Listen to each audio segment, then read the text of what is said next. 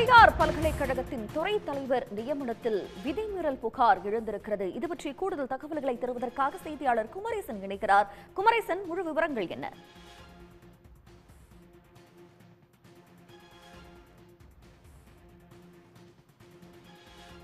இந்த தற்போது இருக்கக்கூடிய இந்த துணைவேந்தர் ஜெகநாதன் பதவியேற்ற இந்த 3 ஆண்டு காலத்தில் பல்வேறு குற்றச்சாட்டுகள் அடுத்தடுத்து நிகழ்ந்து வண்ணமே இருக்கின்றன.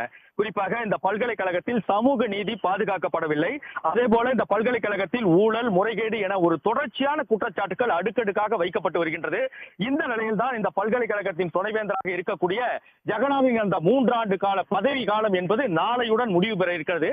நாளையுடன் அவருடைய பதவி காலம் முடிவு பெறும் நிலையில் நேற்று முன்தினம் ஒரு புதிய சர்ச்சையை ஏற்படுத்தி விட்டு சென்றிருக்கிறார். குறிப்பாக கல்வியியல் துறையில் பெரியார் பல்கலைக்கழகத்தில் உள்ள அந்த கல்வியியல் துறை தலைவர் பதவியில் இருந்த பெரியசாமி விடுவிக்கப்பட்ட நிலையில் அவருக்கு பதிலாக அந்த கல்வியியல் துறையில் ஒரு பேராசிரியராக இருக்கக்கூடிய ஒரு தகுதியுடைய தனலட்சுமி என்பவரை தான் அடுத்த துறை தலைவராக நியமிக்க வேண்டும்.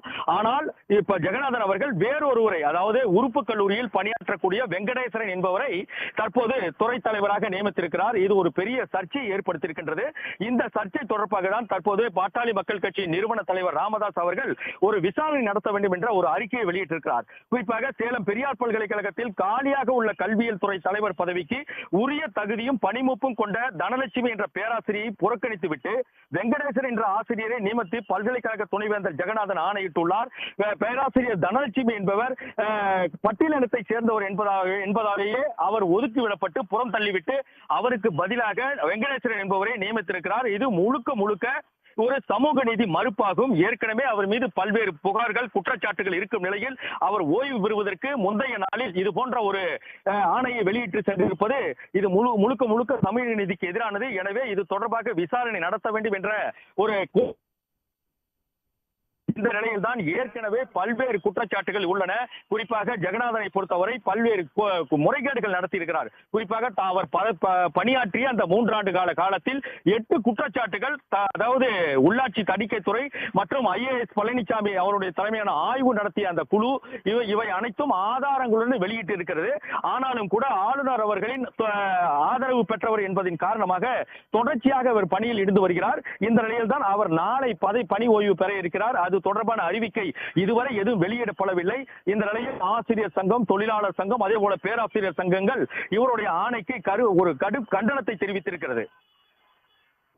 தொடர்ந்து பேசலாம் குமரேசன். தற்போது இது பற்றிய கருத்துக்களை நம்மோடு பகிர்ந்து கொள்வதற்காக பெரியார் பல்கலைக்கழக ஆசிரியர் சங்க தலைவர் திரு வைத்தியநாதன் நம்முடன் இணைகிறார். வணக்கம் சார். இந்த முறைகேடு தொடர்பாக நீங்க சொல்ல விரும்புவது என்ன, உங்களுடைய முதற்கட்ட கருத்துக்கள்? வணக்கம் மேடம். சேலம் பெரியார் பல்கலைக்கழகத்தில் தொடர்ந்து சமூக நீதியானது மீறப்பட்டு வருகிறது. தமிழக அரசு நியமித்த சமூக நீதி கண்காணிப்பு குழுவானது சுபவீரபாண்டியன் ஐயா அவர்கள் தலைமையிலே வந்து பல முறை விசாரணை செய்தது. தற்பொழுது என்னவென்றால், தமிழ் துறையிலே உள்ள பேராசிரியர் பெரியசாமி அவர் சம்பந்தமே இல்லாமல் கல்வி துறைக்கு துறை தலைவராக நியமிக்கப்படுகிறார். தற்பொழுது ஒரு 4 நாட்கள் துணைவேந்தர் பதவி நாளை ஓய்வு பெறுகிறார்.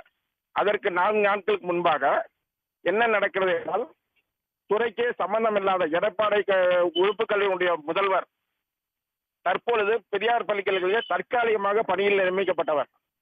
அவர் நிரந்தர பணி கிடையாது. ஆனா நிரந்தர பணி உள்ள தனலட்சுமிங்கிறவங்க பேராசிரியா இருக்கிறாங்க. அப்படி இருக்கிறப்ப அவங்க தலித் சமூகத்தை சார்ந்தவர்கள், அவர்களுக்கு கொடுக்காமல் வெங்கடேஸ்வரனுக்கு கொடுப்பது என்பது, தனது ஜாதியை சார்ந்த வெங்கடேஸ்வரனுக்கு கொடுப்பது என்பது ஆசிரியர் சங்கம் வன்மையாக கண்டிக்கிறது. இதை ஆசிரியர் சங்கம் எப்போதும் அனுமதிக்காது.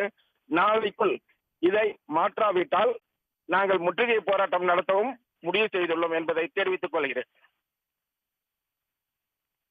தொடர்பு கொண்டமைக்கு மிக்க நன்றி திரு வைத்தியநாதன். நன்றி. உடனுக்குடன் செய்திகளை தெரிந்து கொள்ள சன் நியூஸ் பெல் ஐகானை கிளிக் பண்ணுங்க.